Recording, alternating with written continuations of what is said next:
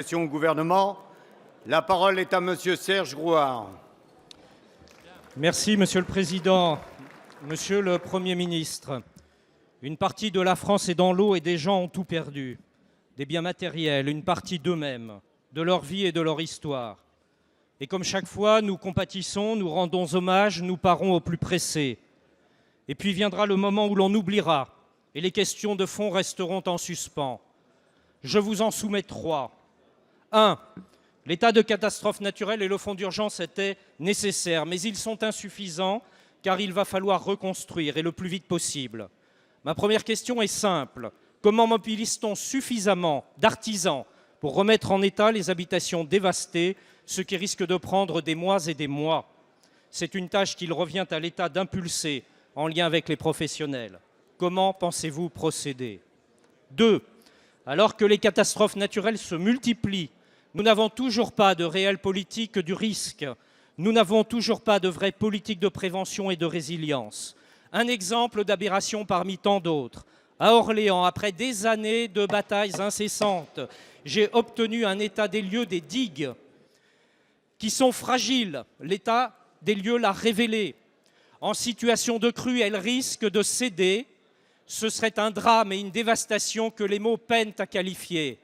Je vous demande, Monsieur le Premier ministre, et ma deuxième question est précise, quel financement et quand débuteront les travaux de confortement des digues d'Orléans? 3. Nous sommes confrontés au dérèglement climatique. Face à cela, que fait l'État? Il s'est déchargé en 2014 de la compétence inondation qu'il a léguée aux communes. Monsieur le Premier ministre, ma question est évidente.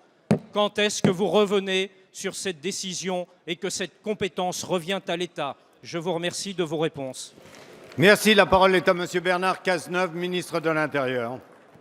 Monsieur le député, je voudrais d'abord, comme vous l'avez fait au début de votre question, rendre hommage à l'ensemble des services de l'État qui se sont mobilisés avec les services des collectivités locales au cours des derniers jours pour apporter le meilleur secours dans des conditions d'extrême urgence et souvent dans des conditions extrêmement difficiles pour la population, à ceux qui, très vulnérables, étaient touchés par ces inondations, notamment dans votre département du Loiret. Ce sont près de 3600 pompiers qui sont intervenus au moment des pics de crue, accompagnés de 300 militaires de la sécurité civile, auxquels se sont adjoints les forces de sécurité intérieure qui ont sécurisé les lieux avant l'intervention des forces de sécurité et de protection civile.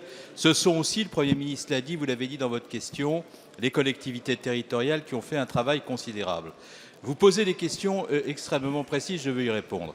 Pour ce qui concerne les fonds, ils ont été, à la demande du Premier ministre, réalimentés et un dispositif a été mis en place qui a permis de faire passer près de 762 dossiers catastrophes naturelles aujourd'hui, concernant 762 communes, grâce au travail très important des préfets. Nous avons un fonds d'urgence qui est mobilisé, qui permettra, dans l'attente de l'intervention des compagnies d'assurance, d'intervenir au plus près des familles les plus en difficulté pour qu'elles puissent commencer à revivre normalement. Vous posez la question de l'alimentation de ces fonds. Le Premier ministre a rendu des arbitrages budgétaires très clairs pour que nous puissions déléguer les crédits au préfet avec un niveau de crédit suffisant pour pouvoir intervenir en urgence.